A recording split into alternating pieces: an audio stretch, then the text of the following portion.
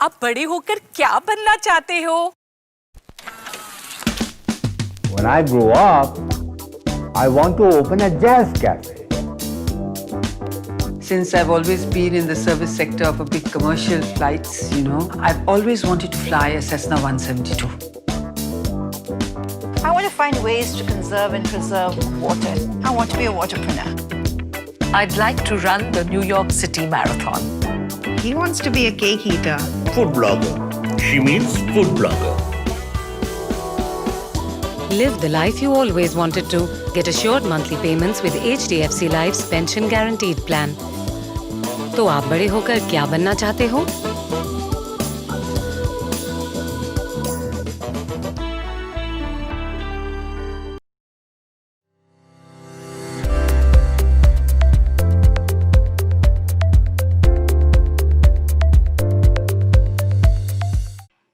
Welcome to economictimes.com. I'm your host Pallavi Arun Verma.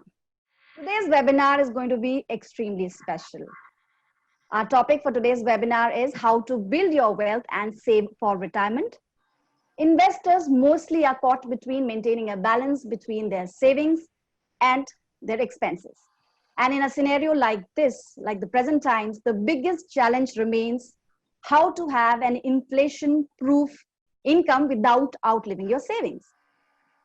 This webinar is going to address all the pain points faced by investors and will come out with practical solutions. We will also try to understand the different pillars and ideal approach to retirement planning, understanding different assets and their allocation, which can actually help you up your retirement savings. So let's begin the masterclass with India's best experts. I'm happy to be joined by Mr. Dhirendra Kumar, founder and CEO of Value Research. Dhirendra has been empowering savers to invest wisely and achieving their financial goals. Value Research has been simplifying the seemingly complex world of investing, helping you understand and navigate it since 1990. My second expert on the panel is Mr. Vishal Subbarwal, Executive VP, E-commerce and Digital Marketing, HDFC Life Insurance. Mr. Subbarwal has over 20 years of cross-functional experience in digital transformation, strategy, and consulting roles. He is responsible for developing and executing the digital business strategy. So without much delay, I would like to first start with Dhirendra. Dhirendra, usually it is thought that entrepreneurs, they shy away from retirement planning because there is no strict age to begin the work and there might not be an age where they want to retire. I mean, it's not pre-decided. So in your opinion, retirement as a goal is, as important to a salaried person as to an entrepreneur. So you being an entrepreneur, have you set your retirement goals right? Could you please take us through that? Initially, I didn't have a retirement plan, though I was in the financial, I was in the business of understanding how various facets of personal finance work. Despite that, I didn't have. But, I was fortunate to have some habit as a part of, that was also in the context of the age I lived in or I grew up. That it was in 1990 that I started a business. There was no venture capital. It was, and for a unknown kind of business or a business which does not have asset, people used to look at it with great suspicion that unless you have a collateral, you can't even borrow. And then I was setting up a business which was little ahead of time. It was very difficult to define what my business was. It only became relevant later. But I had this habit that, and in the absence of any capital, meaningful capital, I had to live on a day-to-day basis, which means that you did everything which was within your means. Your expenses of the business should also be less than the revenue that you earned. So this habit of savings was there. And then I have always done, I did not have the principles in place at that point that how to go about planning your retirement, or it was way too far off to actually think about it. And the times were very exciting because I was enjoying my work so much that nothing crossed my mind except being, able to conduct my affairs in a manner that I won't be getting stuck financially. But I did my, my tax saving investment. And looks like with hindsight, it turned out to be an accidental, a great retirement plan. That if you save every year, regularly for a long period of time. And of course, if you succeed with your business, then, you know, an entrepreneur succeeds with his retirement plan as well.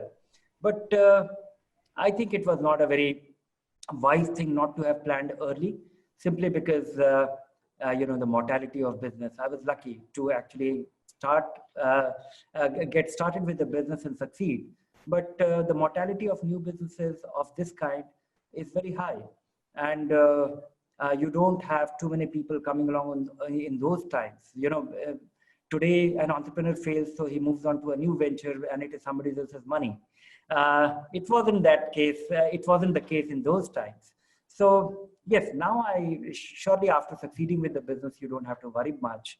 But saving regularly is at the heart of your retirement plan. And that happened accidentally without actually naming it as a retirement fund. Right, right. So in fact, you said that it was not actually pre-planned, but then slowly and gradually, like every other person learns. So in your opinion, what is the ideal approach? You said saving regularly and also starting early. So if you could sum up, what is the ideal approach? Or is there something called as an ideal retirement plan? Yes, there is an ideal retirement plan. You know, one is that retirement plan, you know, for any retirement plan, there are 3 phases. You know, one is that you're accumulating, you know, all investment or any retirement plan is, it's entirely a matter of, you know, turning a cash flow into a capital, and then, you know, converting that, you know, or deriving a cash flow from that capital after you have accumulated. So, you know, the first phase of turning your small cash flows into a capital is the accumulation phase. And that is what modern financial systems enable, turning those small, you know, small contribution. And the very initial phase, even that accumulation phase can be cut, you know, could be dissected into earlier phases. First is that, you know, if you don't save, you don't get started. And there is a procrastination, and understandably so. You have just infinite needs and you have very limited income. And because you are young, you also feel that, you know, one is more confident. One has less reality, you know, less connection with the reality. A lot of things can happen, and more, it has become even more difficult now with easy access to credit. So these are the impediments. But I think if you don't save and if you don't fall in the habit, the initial years, your savings might be very low. But if you don't save and if you don't do it for 2-3 years, you won't understand, because any kind of reading, any kind of learning, any amount of me telling anybody will not teach you about the magic of compounding.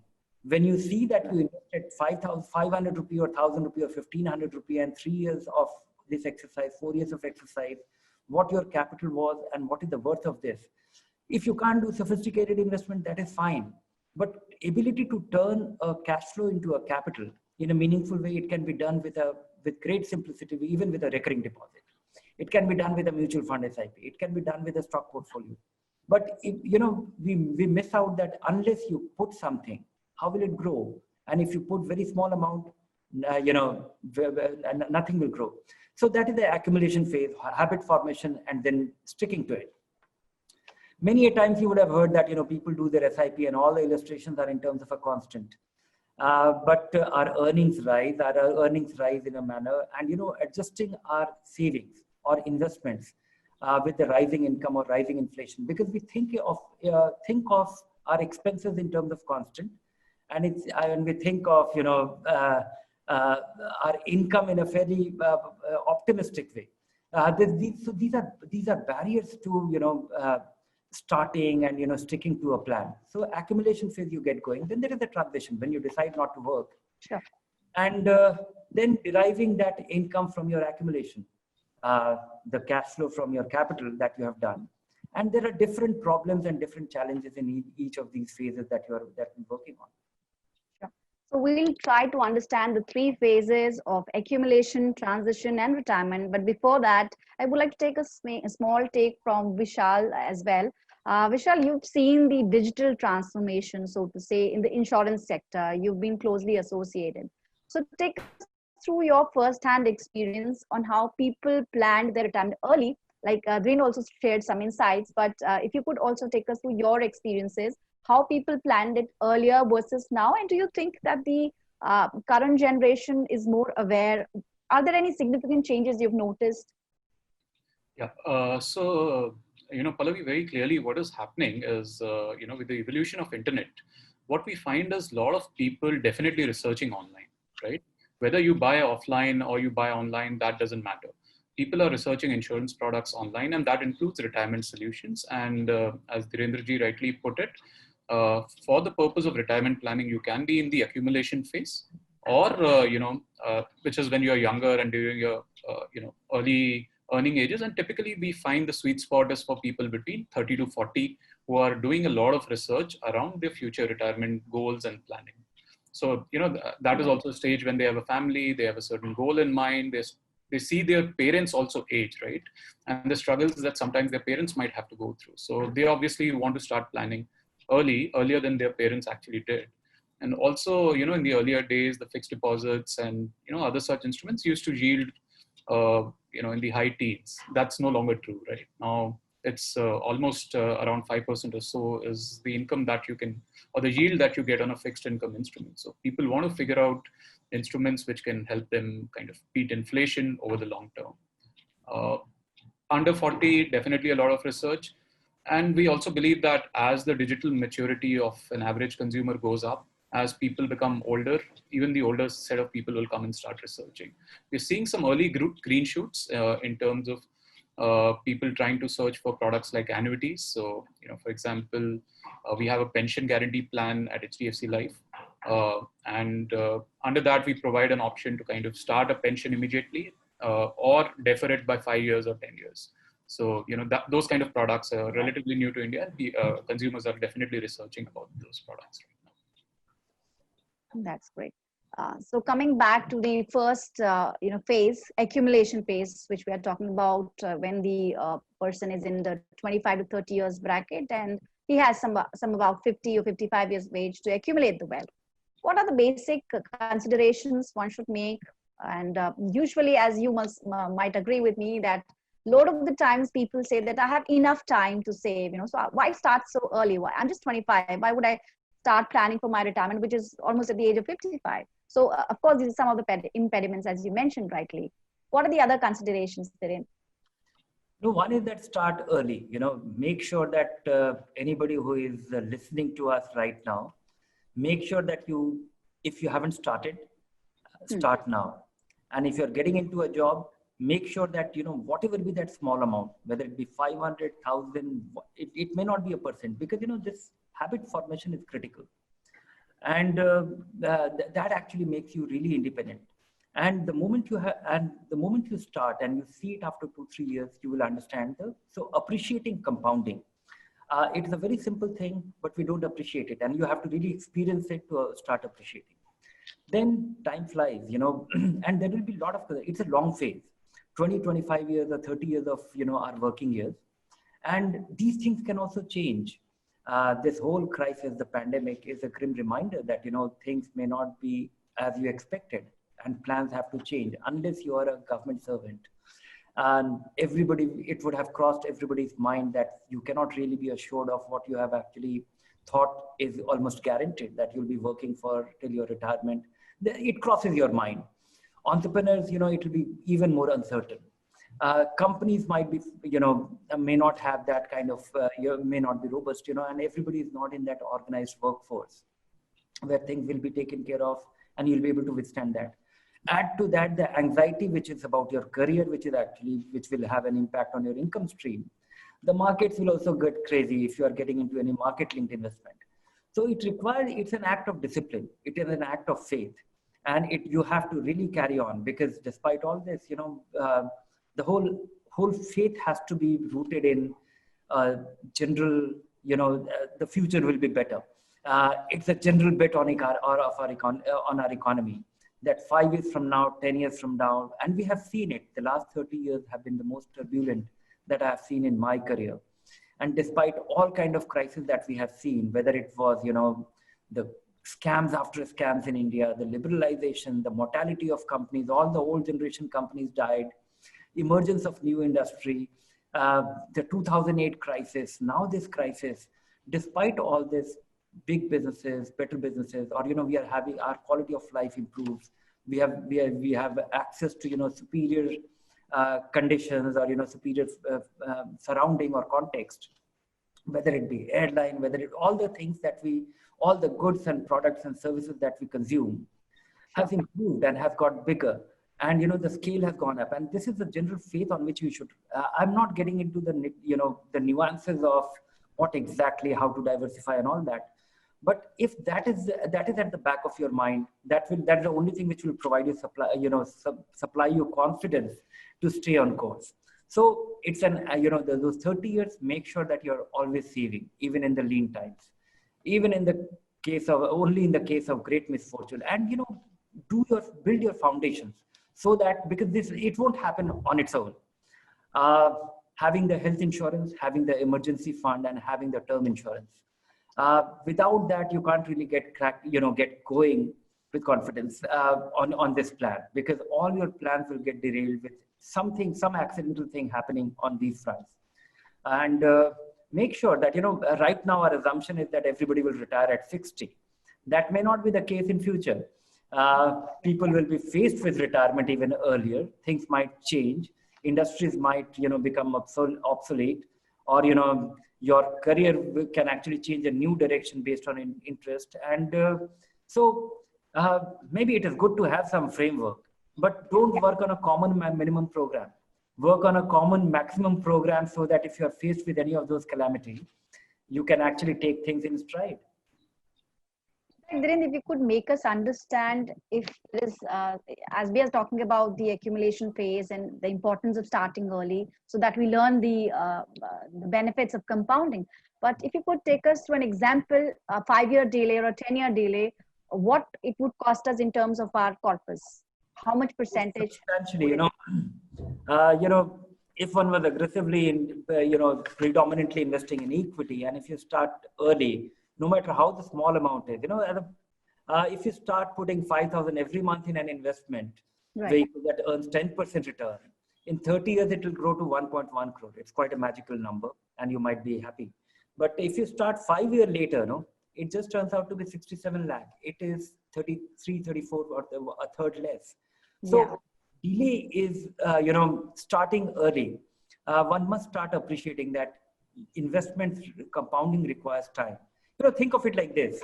If you have accumulated, if your money, just for sake of simplicity, if it has taken 20 years for you to accumulate 1 crore of rupees, and the money is compounding, or, it doubles every 5 years, then it has taken maybe 20 years for you to accumulate 1 crore of rupees, and it will take just another year to actually turn another crore. So if the money doubles every 5 years, this is what happens. So that 5-year difference, once you have larger capital, the terminal value can be dramatically different. In fact, Vishal, I wanted to understand your opinion on this, as we are already talking about the cost of delay. A 5-year delay can cost us largely. Dhiren also made us understand how it would impact on the overall corpus that we are planning to build. In your understanding, what is the ideal age, or is there an ideal age? And also, how can people be educated? Because everything starts with self-realization. And Dhiren also earlier mentioned that no matter, you may listen to experts and read about it, but unless you realize it on your own and you set your goals right when you're at the right time, as in when you're young. So what is your understanding? What is your view on this? Yeah, I mean, so the ideal state is honestly, the day you start earning, but we all know that's not going to happen. And therefore the government kind of ensures that there is some forced savings via provident fund and stuff like that. Right? But effectively, I think it is in their mid-30s that people honestly realize, some financial goals that they need to fulfill. They have about 10 years of experience of working in the corporate world or of running a business. And then they become more aware of the risks associated with it. And that is when they technically, start seriously taking financial products after researching. So while yes, the earlier you start, the better. Typically people tend to start in their mid-30s. I think the mindset of an individual who's thinking about retirement at a very young age has to be one of deferred gratification. So, I'm not saying you have to live a very, very frugal life. Obviously, you have to spend, on things that are required. But a part of the corpus you will have to defer to enjoy your retirement or your post-working years, or just to have the financial freedom to do what you want to do, which you may not necessarily have at a young age. The other piece I would say is, how hard you plan.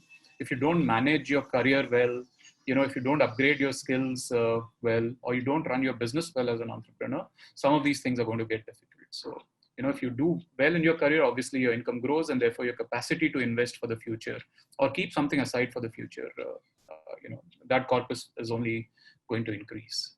Sure. In fact, Dhirendra, we're talking about different things. So also tell us how much important is inflation on the overall corpus that we build, and how should one go about it? Like, should you consider inflation at the very beginning, or how to go about it? One is that, that amount also, yeah. How much we need to invest? Most important thing is that start saving, start early, and that's crucial. Then comes, we actually psychologically we are, we don't consider the long-term impact of inflation. We listen to all those stories, your grandmother saying that, this is how much ghee used to cost, or something like that. Sure. What was the cost of a bike when you are, or bicycle when you are a kid, and when you compare it with today's prices, something may have gone up, something may have gone down dramatically, or something may have gone out of that. But looking at long-term average in India, which is a growing economy, inflation is going to prevail. It may not be 6%, which is the long-term average that we have seen so far, because government has started the crackdown on inflation or targeting inflation over the last 4 or 5 years. But even if you actually suppress it, but look at it like this. If your living cost is 50,000 rupees today, and 30 years from now, if you adjust it for 6% inflation, which is the long-term average in India, it will be something like, 2.8 lakh rupees. The worth of the 50,000 rupee today, you will actually need 2.8 lakh rupees per month, 30 years from now, to have the same purchasing power.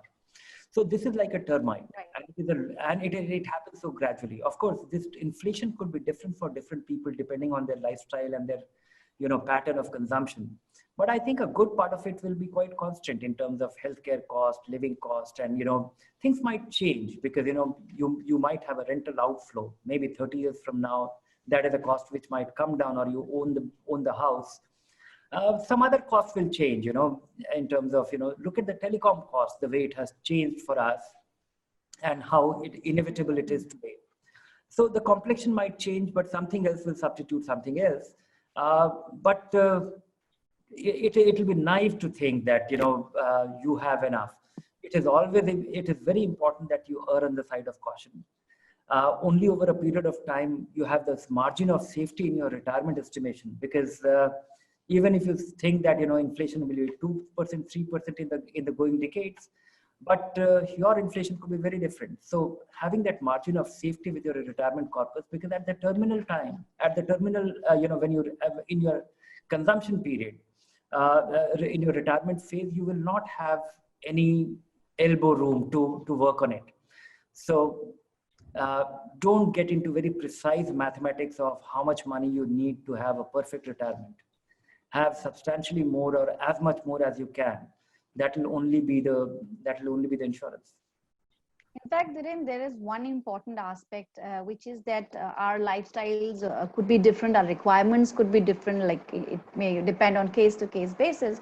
So, of course, the two things that you mentioned starting early is the trick, and secondly, making sure to factor in inflation. But how much would you say, or what should be the stance for any investor? How should he or she decide whether he should take an aggressive stance or a conservative stance? Would that also depend on his profile and his career options and other factors? If you could tell us on that. Yes, very much so, because so far or people or generally savers have been working very randomly. Financial planning has not been part of our framework. In fact, so much so that what Vishal was saying initially, that government forces you to start your provident fund account, and that is the longest term investment which any individual makes in the organized sector, and that used to be entirely fixed income. My understanding is that, when you have a lot of time in hand, when you are starting early, then you should be taking as much risk, because equity or, the risky investments are not risky only if you have time. And when you have less time, it becomes very risky. Right. Risky investment in the short run, actually the risk visits you. If you have the time on your side, it is not risky. In that sense, people need to really take a very careful view of things, really understand and learn. And, internet, as Vishal was saying, has been a big enabler.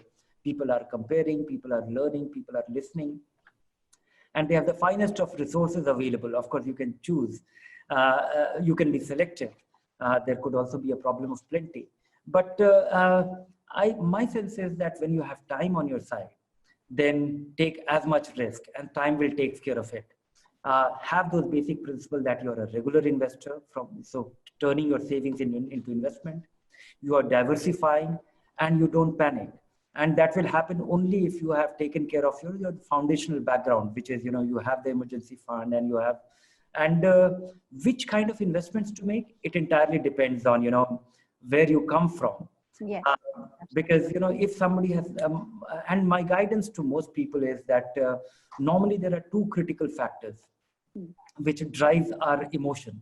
Because if you have no experience of a market-linked investment, even a 5% decline soon after you invest can be devastating. 100 rupee becoming 95 is very unnerving. So if you have no experience, start conservatively. And once you have done with it, and be regular, because the only way, and if, what I was saying about that 5% decline, normally people, have this psychology that they have to do the investment on one fine day after they have accumulated their savings in their savings bank account. I still, after these 30 years of running value research and 20 years of our website, I still get mails that, now I have 5 lakh rupee, tell me where to invest. People earn their salary, get their salary every month. They buy their home on EMI, they buy their cars on EMI, and that is how they should be investing as well. You are able to average, and you keep your emotions in check. And you are also able to write the whole equity framework much better. So these are the basic tenets. And once you get used to for 2-3 years, I think then it's a job done. And this is something which cannot be taught. You have to learn it, because you would have, I can tell you from our own experience of getting we get hundreds of mails a day at Value Research. And in the month of March, it was actually panic. When a number of mails we were getting in terms of, is it time to run? How much and more so and most of this thing actually happens for people who have come in recently. It is not going to be with anybody who has been investing regularly for 10 years or 5 years. The anxiety is higher when you have started investing recently.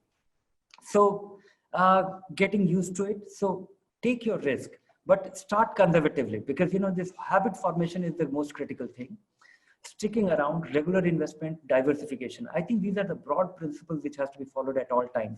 And don't speculate, because most of the time, when you get into the financial marketplace, you'll always be, told a story, or you'll envy a person who has made it rags to riches in no time. And that could be quite a lure. It could be quite tempting, and it could be quite hazardous. And not only hazardous in the short run, it will be hazardous in the long term, because, once you develop you actually start disbelieving in the early phases after you have lost it. It will drive you out of the marketplace, and this beautiful thing, which provides you compounding your small cash flows into a large capital by higher rate of compounding over a longer period of time. Surely. So there were some important tips: being disciplined, being regular, and starting early. Let's now move on to the second phase, which I believe is the least talked about phase, which is the transition phase. When people are nearing retirement, they might have like 4 to 5 years of time. Dhiren, how do you, because you must be getting a lot of anxious queries from investors, and you rightly talked about the crash in equity markets and kind of volatility which was seen in the beginning of the year. What would you suggest, or how do you, suggest people who are in this transition phase? What are the key things that they need to consider, because they've already past half of the working life of theirs. So how should they plan their retirement, or do they have time enough to plan something? You don't have a choice, and you have to look at the grim reality that interest rates are coming down. So interest rates have come down to a point where, people will find it quite unbelievable that, what you thought was enough, you will suddenly realize that it is not good enough. So how do you deal with it? If you are in the transition phase, if you are still 5-7 years away from retirement, then you can do something about it. And that something about it should be, working on an asset allocation. Most of the time, if you have been busy, meeting the financial demands of a growing family, buying a home, and you might be, in the transition phase, there's a likelihood that your expenses would have come down.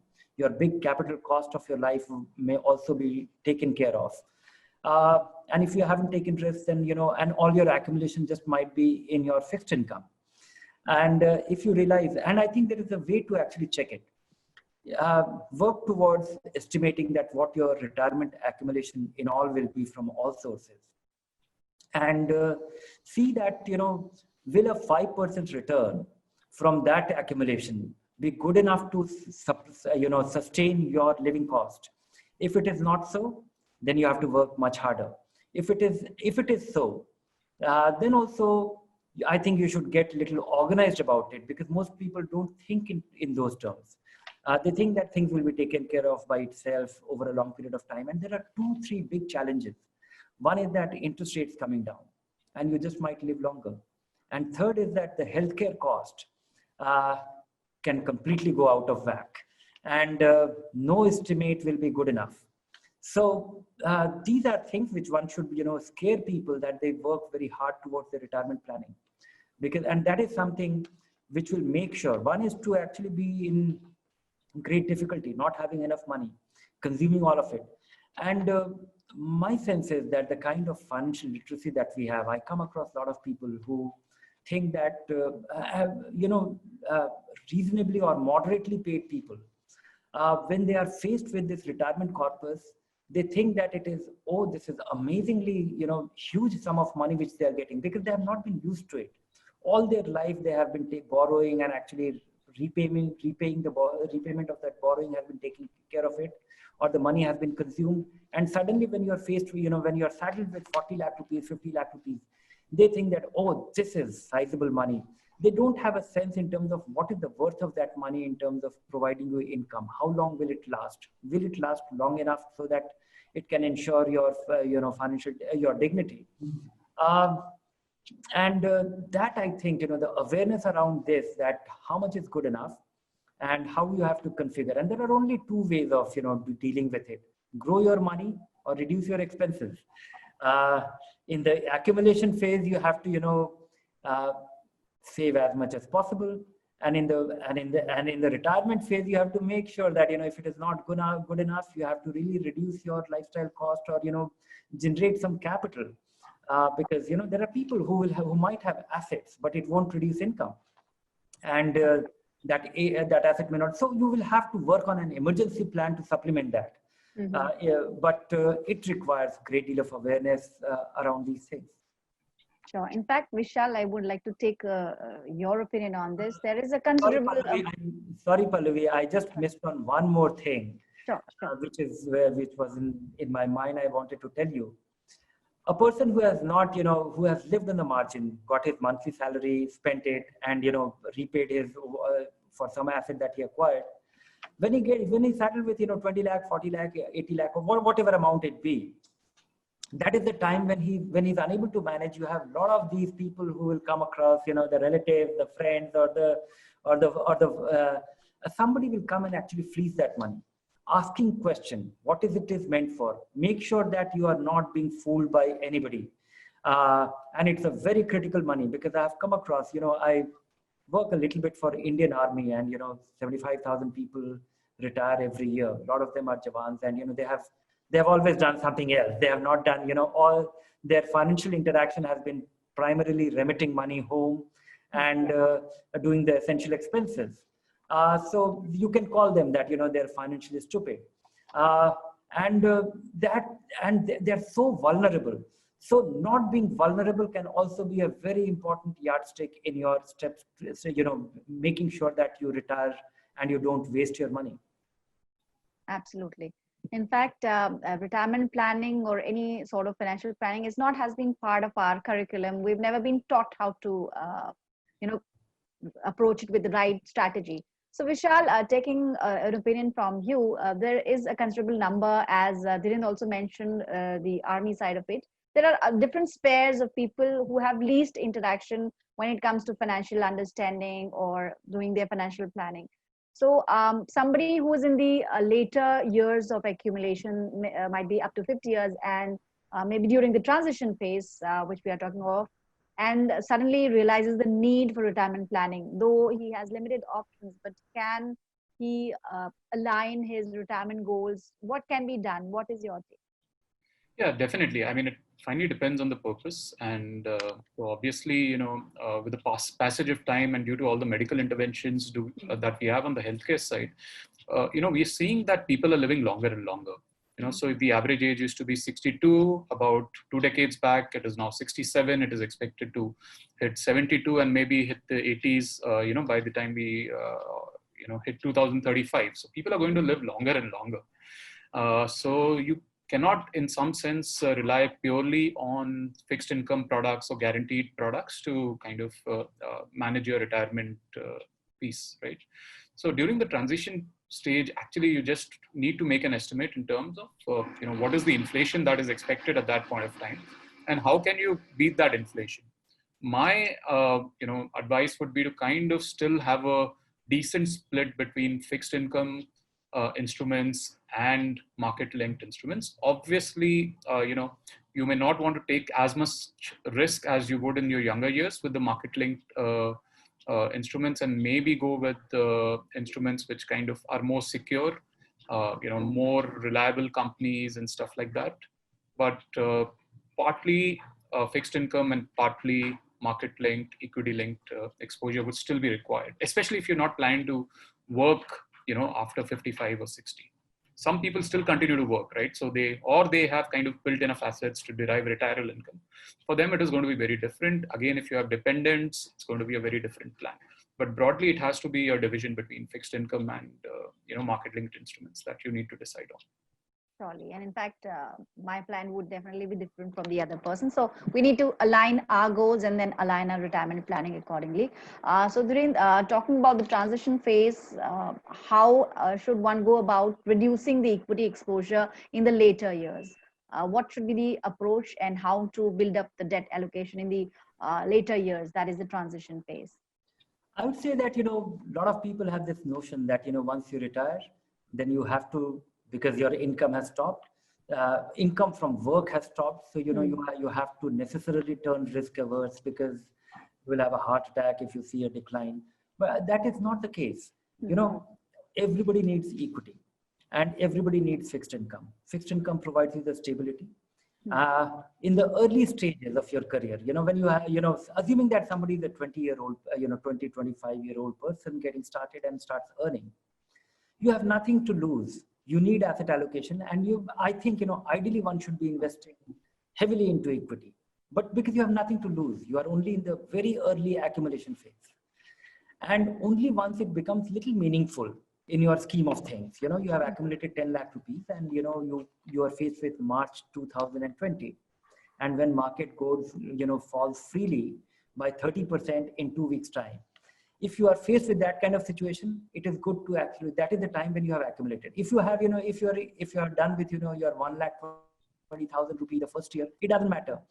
But if you have accumulated 10 lakh rupee, which is meaningful, it will scare you. And it will scare you. So that is why you need, once you have accumulated, then have a third of your money in fixed income. That will provide you the stability. And in post-retirement phase, how much equity and how much fixed income you need, it entirely is a function of scale. Do your 4%, 5% calculation.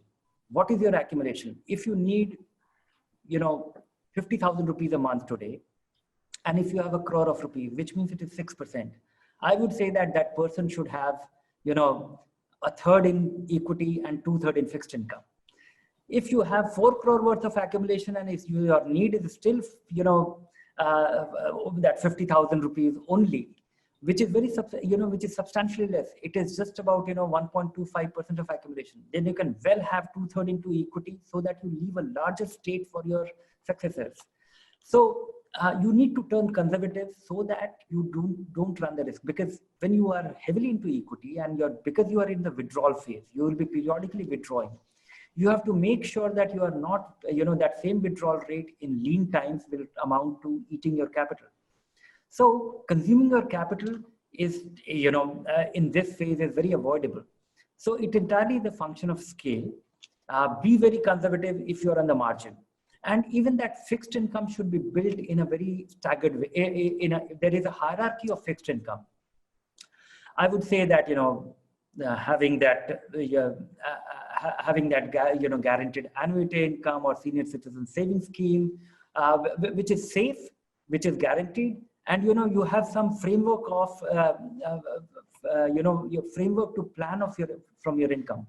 Equity can lie there because you need this equity to grow, so that at a future date you can replenish, the income which is generated from fixed income will go down in value, because you are consuming the income getting generated out of it. That needs to be replenished for adjusting for the inflation. So that is why you need equity even in your retirement phase. How much? 1/3 or 2/3 or half of it entirely is a function of how much more you have. Surely. So it should be in a phased manner. And as we earlier also emphasized, that retirement shouldn't be looked at as an event which is happening at a later stage. But since it's a long phase, so we need to plan it before, much before we actually reach the transition phase. Moving on to the last phase, which is the retirement phase, or during retirement beyond 60 years. Inflation, you've already talked about, Dhiren. You've talked about having a stream of income.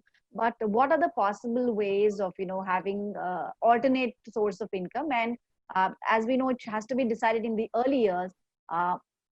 How do you sum it up? Like to have a source of income during retirement, what are the possible ways that has to be done initially? Though we've already covered that.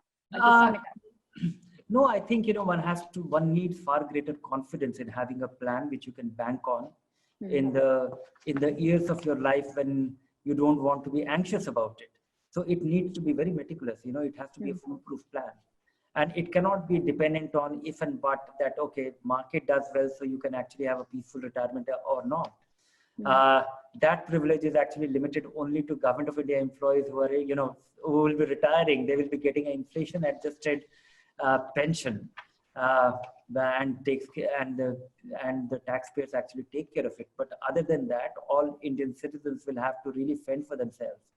And that is why I think, working on a hierarchy, if you are just on the margin that, you will have an accumulation, which is just going to be 4-5%, then look for annuities. It will make sure that, there will be a guaranteed income, and that income will be guaranteed till you die. So you will not be left in the lurch. If you have this margin of safety, that only 3-4% of your investment can actually support your income. People may have, annuity equivalent, or they will have notion of an annuity equivalent somewhere else, assuming that, somebody has a house he lives in, and he has another house on top of it, which generates the income. That is your annuity. And that is where you have actually put your capital.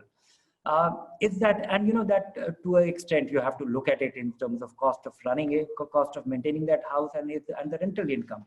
If it was taken 20 years ago, that rental income might look very nice on this capital.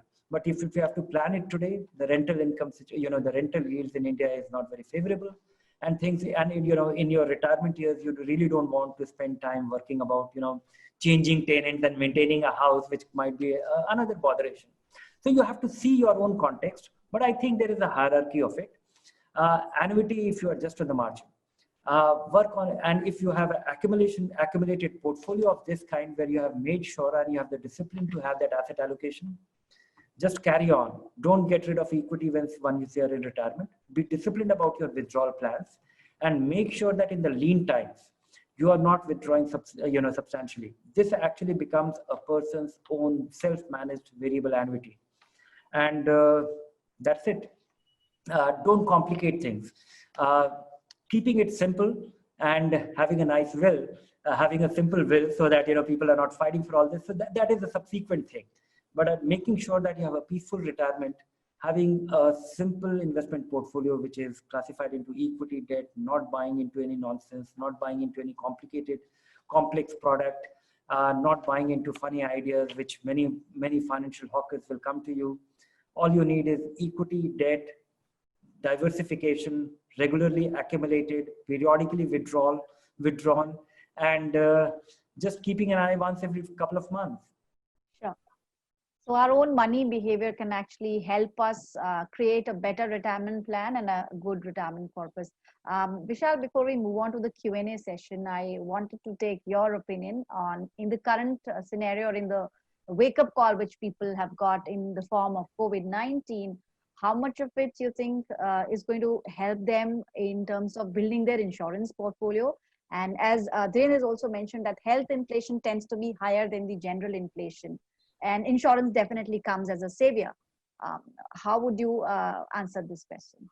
Yeah, so if you look at some of the trends on the insurance side, what has happened is once the first lockdown was announced somewhere later in March, after that we've seen the demand for protection products, especially around term insurance and health insurance, go up. Right, as you rightly spoke, that health inflation is one of the highest or most consistent forms of inflation outside of education, and therefore people are buying a lot of health insurance and gaining protection. So that, term insurance covers mortality risk, health insurance covers morbidity risk. The third element is the longevity risk, right? And that is where people don't want to have this volatility in their portfolios. So they are looking for products which offer them a guaranteed returns.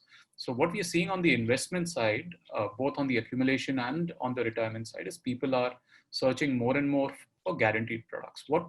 As an insurance company, what we do, we take away the interest rate risk. So you can lock in an interest rate today for not just the premium that you're paying in that particular product today, but also all subsequent premiums over the next 10, 15 years. So, those kind of products are people looking at. From HDFC Life, we have a product called Sanchay Plus. So that's literally one of our best selling products on the guaranteed income side. And then the older people who are transitioning towards retirement, they are looking at annuities. And annuities, again, as I previously said, you can start an immediate income that is called as an immediate annuity, or you can decide to defer when you want to receive that income. So you can defer it for 3 years, 5 years, because you're still, in the last stages of your career or your job, you still have your job going. So let's say you're 52 today, but you want retirement income to start, flowing in, or pension to start coming into you at the age of 58. So you'll probably defer, receiving that income by 6 years. So people are looking more and more for guaranteed products, is one of our takeaways. Surely. To sum up the last phase, that is the retirement phase, there are 3 key things which Dhiren had pointed out. One was incorporating inflation and higher life expectancy. This could really make a bigger impact on your overall retirement plan. Secondly, fixed income investments like bank deposits, which are the most common ones to be chosen. They don't really protect your savings from inflation. So you get inflation adjusted returns. So you need to have a good 30 to 35% equity exposure for a better portfolio. Thirdly, and lastly, make sure that if you start withdrawing, it should not exceed 6% of your overall capital. This takes us to the Q&A session now. Dhiren, I would like to start from you. There are a few questions our viewers have sent. The first question is, what will be the suitable asset allocation for a retiree in the current scenario? I'm about 3 to 4 years away from retirement and have been investing in equity mutual funds for a long time. 3-4 years from retirement, I think you would have accumulated something meaningful. Make sure that a third of your money is in fixed income, so that you will be insulated against the kind of turbulence we see. And as you get even closer to the retirement or in retirement, then you work towards little more conservative, maybe 50% equity, 50% debt. But and while you are doing this, take your whole financial picture, whole financial holdings into account. Add your PS, add your fixed deposit, add your emergency fund. Do everything, because what happens is, people don't look at all their investments holistically. and that is all yours.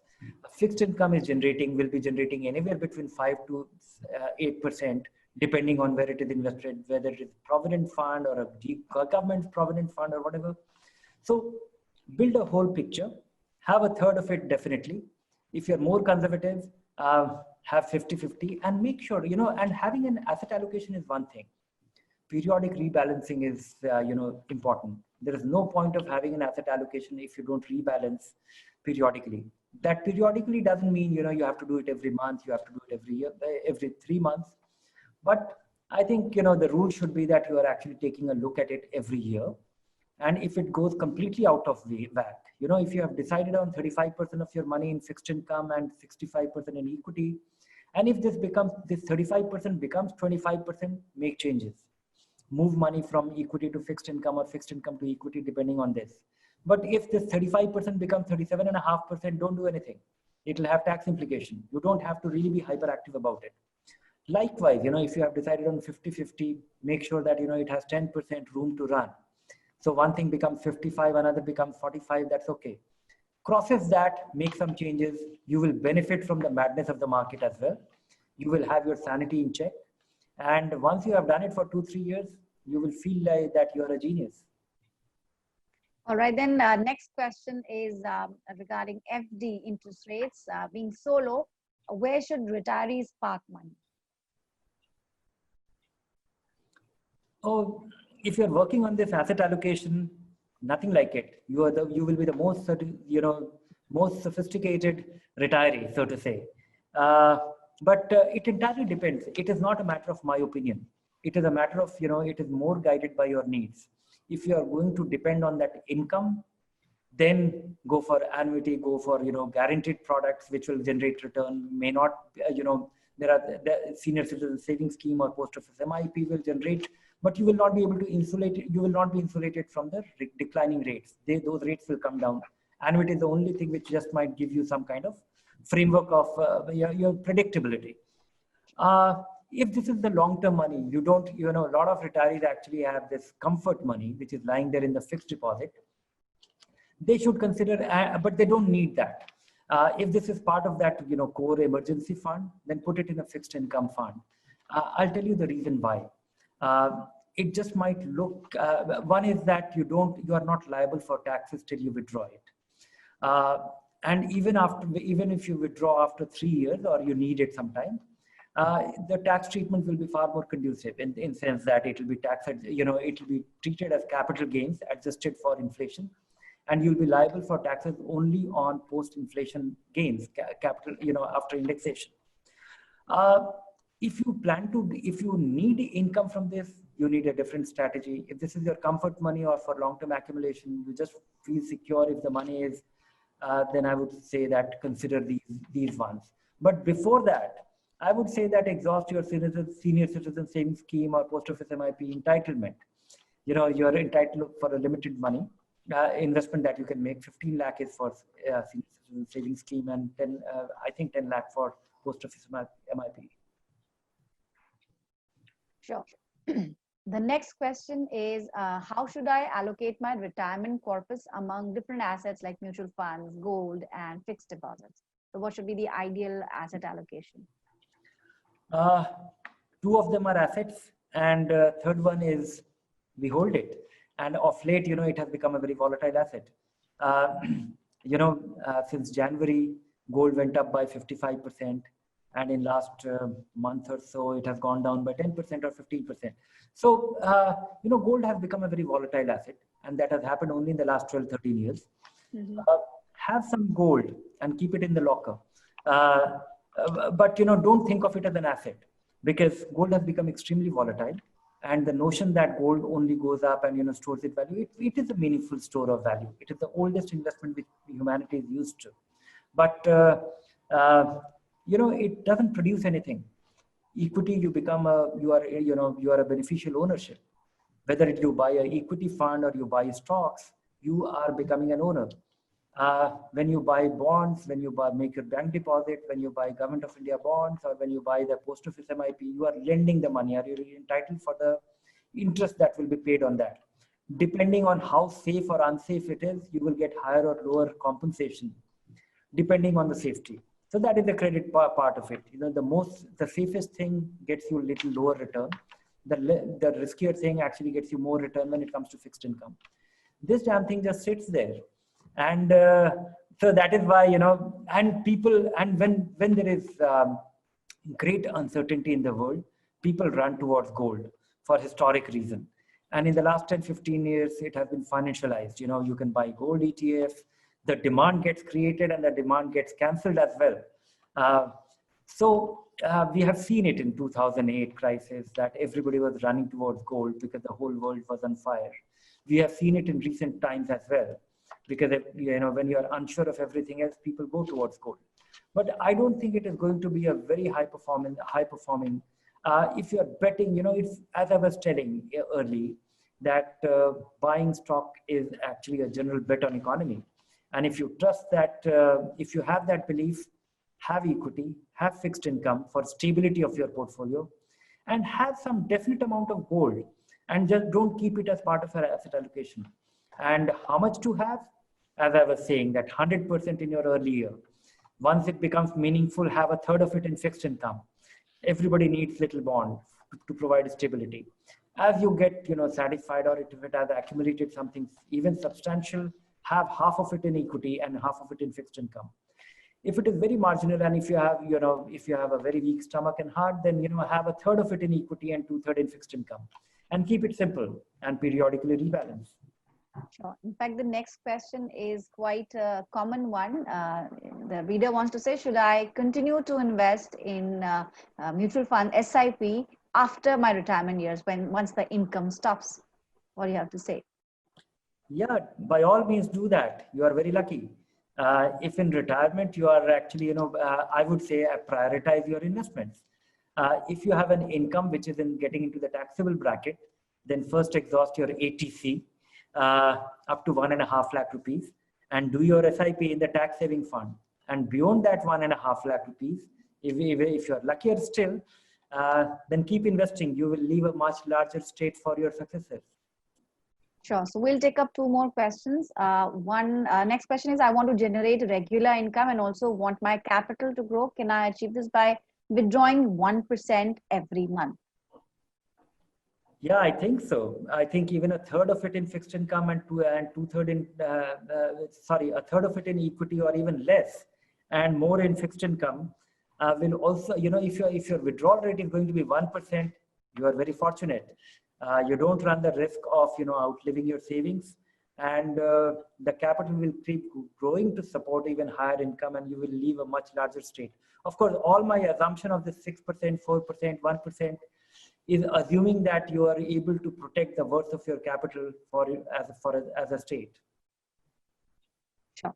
So last question for the session is, I want to invest a total of 50 lakhs for my retirement, and I will require a total of 40,000 per month during retirement. Kindly suggest what should be my approach. I'll give you the bad news. It's not a good idea. You are expecting 10% return from your investment every year.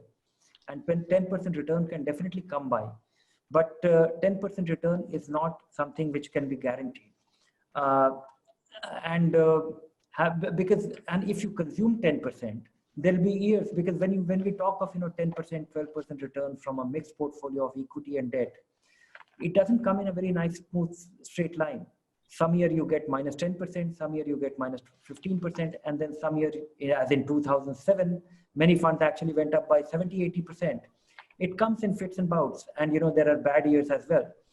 And that is the time, if you consume something like 10% of your capital gets eroded. So you will have to really curtail on this, or bump, boost your capital, or reduce your income expectation, and leave your money to grow for a while, so that you can actually grow to a point. Otherwise, I would expect, I think, Vishal should tell me that, how much will annuities, 50 lakh rupees worth of annuity can support what kind of income? Yeah, typically it will be very close to the GSEC rates, prevailing at a point of time, 6 to 7%. And obviously, the older you are, let's say you're 75, the rates will be higher. vis-a-vis if you're 60 years old, right? So the younger you are, the lower the interest rate, the older you are, the higher the interest rate. That's how it will work typically. And then again, various options. You can buy an annuity on your own life alone, or you can buy a joint life for yourself and for your spouse. And then there is a third variant, where you can get a return of purchase price as well. So you want to leave that money to your dependents. You don't want it to be left with the insurance company, after your demise or after your spouse's demise. You want it to go to your nominee.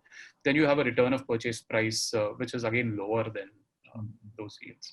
So typically around the fixed income yields, but varies by age. Great. That brings us to the end of this masterclass. Thank you, both of you, for this insightful session. And thank you, Dhirendra, for answering all the queries, though we had covered some of them during the discussion. Thanks a lot, and keep watching Economic Times. Thank you.